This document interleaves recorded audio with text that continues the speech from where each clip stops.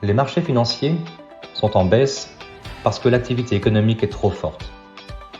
La solidité de l'économie étant mesurée par le taux de chômage. Un taux de chômage bas implique plus de travailleurs, avec la capacité de consommer des produits et services. Cela oblige les entreprises à embaucher encore plus pour répondre à la demande, ce qui conduit à un taux de chômage encore plus bas.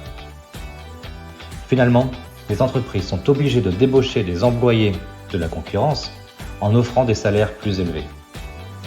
Cela conduit donc à l'inflation des salaires, qui elle-même conduit à l'inflation réelle.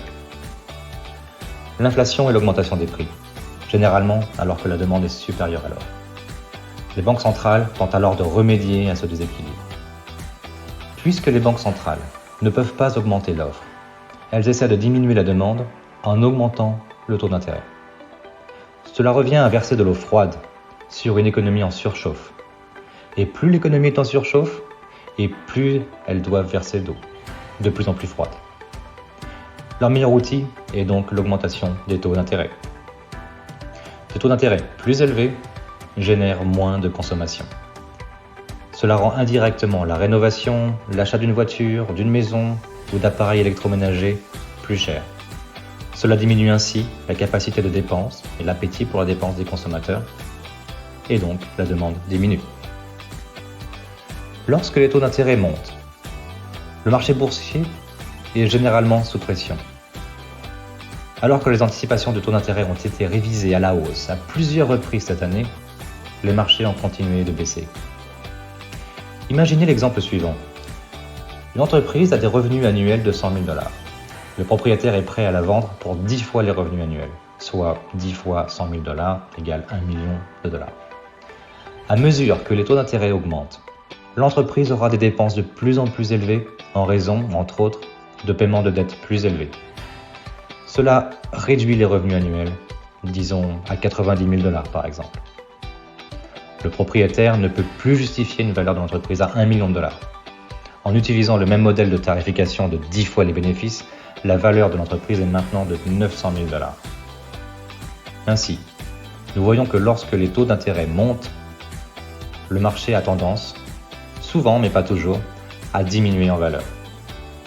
La bonne nouvelle est que nous ne prévoyons pas de révision haussière des anticipations de taux au deuxième semestre au même niveau de celles que nous avons vues au premier semestre.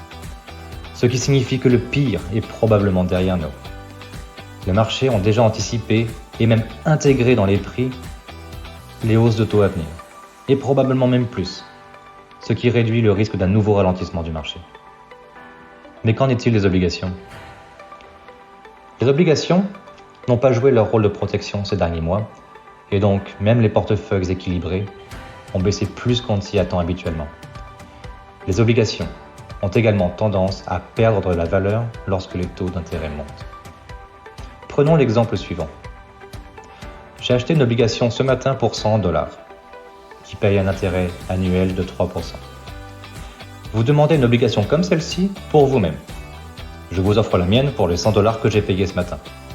Ce qui veut dire que vous aurez même les intérêts d'aujourd'hui.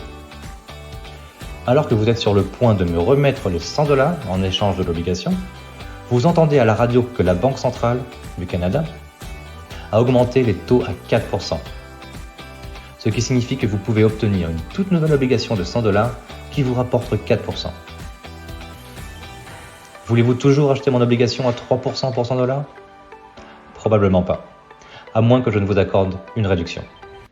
Si vous demandez une remise trop importante, disons à moins de 95 $, je peux simplement décider de garder mon obligation, sachant que si je la garde jusqu'à l'échéance, dans 5 ans par exemple, je pourrai récupérer les 100 $ initialement payés, donc par rapport à une valeur actuelle de 95 $. C'est une augmentation de 5% environ en 5 ans, donc environ 1% par an. L'appréciation de 1% par an de sa valeur perdue, ainsi que les intérêts de 3% qu'elle paye, s'élève à 4%, qui est le taux d'intérêt en vigueur pour une nouvelle obligation aujourd'hui. Cela suggère que si nous conservons une obligation jusqu'à son échéance, il devrait y avoir un taux de rendement plus élevé que le simple intérêt annuel. Alors qu'en est-il de votre plan financier ? Par exemple, si un rendement annuel de 6% est utilisé pour un plan financier, nous savons que le rendement du portefeuille sera souvent soit plus haut, soit plus bas, puisque les marchés n'évoluent pas en ligne droite. Si un portefeuille qui vise un rendement annuel de 6% voit sa performance annuelle calculée à un point haut du marché, le rendement sera probablement supérieur à 6%, disons 8%. Et si la performance est calculée à un point bas du marché, la performance annuelle sera probablement inférieure à 6%, disons 4%. La réalité, la moyenne à long terme, se situant quelque part au milieu, à 6%. Donc qu'est-ce que tout cela signifie ? La tendance du marché, y compris les baisses, sont malheureusement normales et font partie de l'investissement. Heureusement, la raison de la baisse du marché aujourd'hui n'est pas due à un problème fondamental du marché, comme lors de la bulle technologie ou des subprimes. Dans la plupart des cas, il est important de simplement s'en tenir au plan.